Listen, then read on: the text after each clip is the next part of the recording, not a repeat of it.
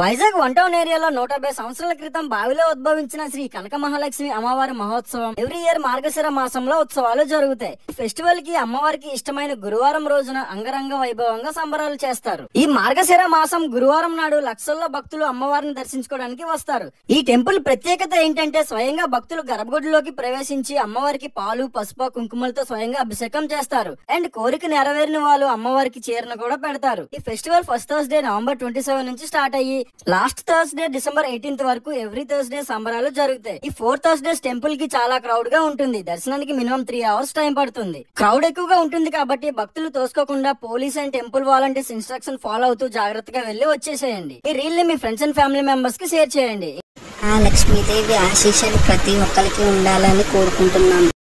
ఇలాంటి మంచి మంచి టెంపుల్ వీడియోస్ మీ వరకు చేరాలంటే మన ఛానల్ సబ్స్క్రైబ్ చేసుకోండి. ఇలాగే మమ్మల్ని సపోర్ట్ చేస్తూ మీ బ్లెస్సింగ్స్ మాకు ఇస్తూ మీ ఆదరణ మాకు కావాలి.